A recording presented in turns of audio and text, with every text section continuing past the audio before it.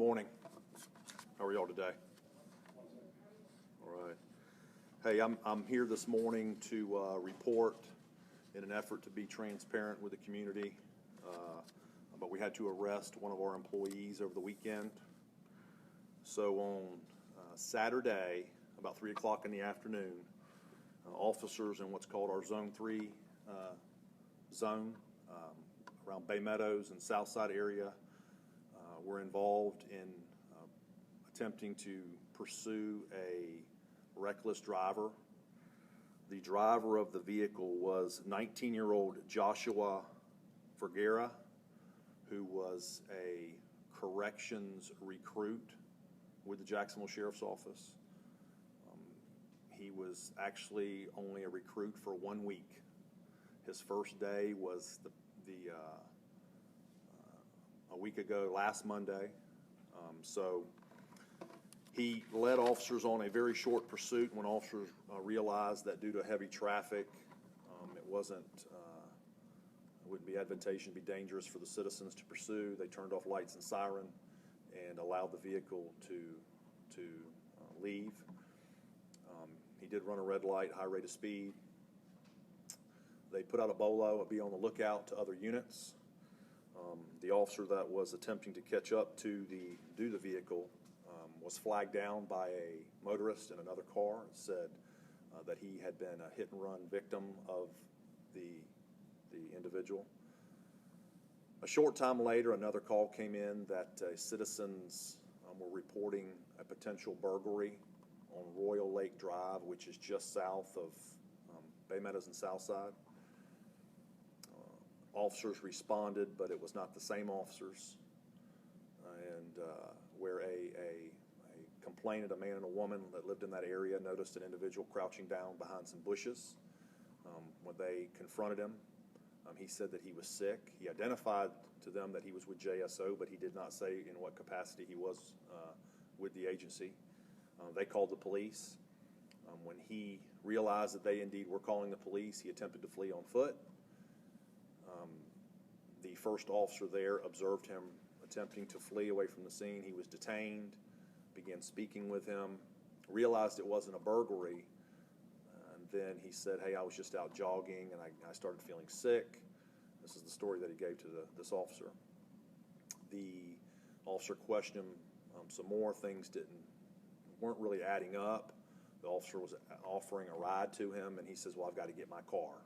And then, lo and behold, he gave the description of his car, and he realized, hey, that sounds like the vehicle that was boloed from a short time earlier, and therefore he was detained. Then the original pursuing officer came over, identified him, and he has been charged with fleeing and attempting to elude, reckless driving, and leaving the scene of a traffic crash, which hit and run.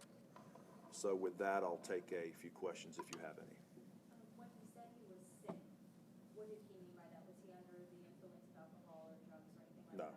He was trying to give a reason why he was bending over behind the bushes to the woman and man that lived there. So it started with him going at a high rate of speed, and that's when he was trying to catch up to him? With no contact or not being pursued, he was already driving at a high rate of speed. He actually drove past the officer who was going about 40 miles an hour. He said he just blew right past him at a high rate of speed, attempted to catch up, turned on his lights and siren, and at that time the vehicle went through a red light, which is very dangerous, especially there's a lot of traffic in that area even on Saturday afternoon, and with total disregard for the other vehicles on the road. So this really just started out as a traffic incident, but then he decided to make it worse by... Absolutely. Really, reality was he probably would have pulled over and he would have either received a citation, depending upon the speed that he would have been paced at and or caught on radar.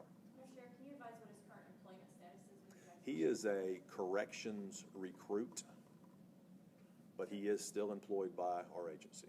So that means he's in the training? He's in training. He is not actually a full-time corrections officer yet.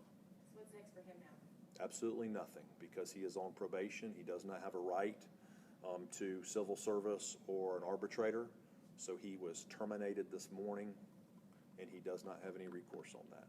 Any weapons found at all? No. So So under normal circumstances, if when you have an employee that has made it out of their probation, they have options. Even if we arrest and we recommend termination, they have options to either take it to a disciplinary hearing board here, which is a board comprised by members within the agency, or they can take it to an arbitrator, an independent arbitrator, or they can take it to Civil Service Board, which is a civilian review body.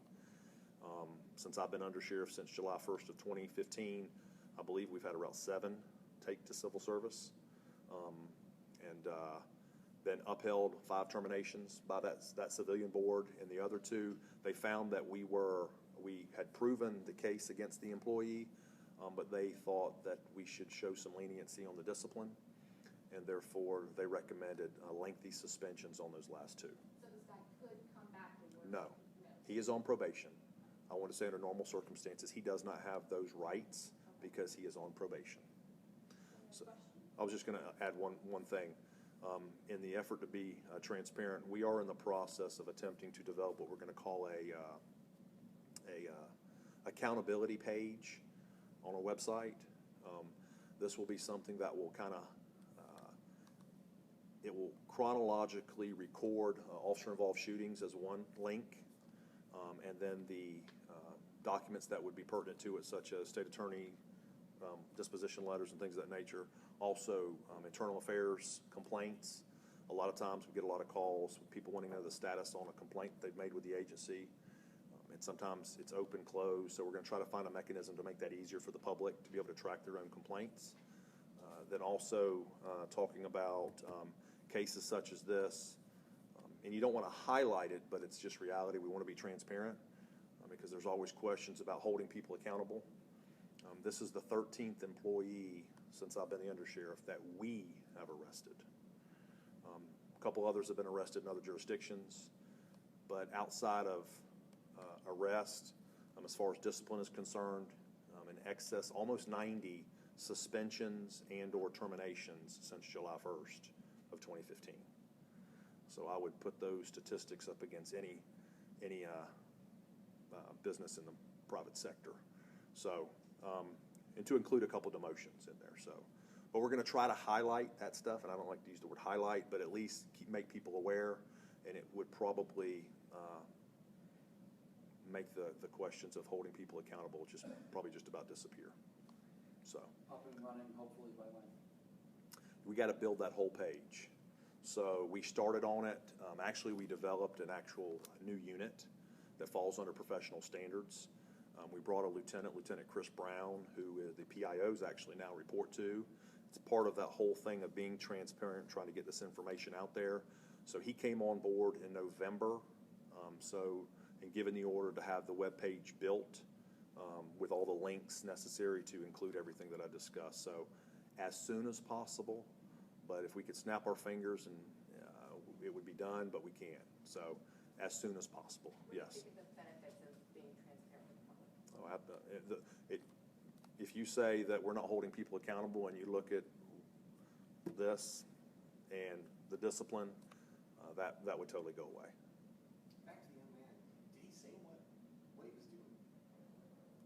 Did he make any statements? He confessed. I will say, yes, that was my car. I won't go into his mindset other than that, but he did confess that, hey, I did hit the car. I did run from the officer. He said he's only been a recruit for about a week. Yes, so he's gone through a lengthy recruitment process and hiring process. We invest a lot of time and energy into getting somebody to that point. We were paying for him to be in that class, so therefore he was employed, and now that's gone.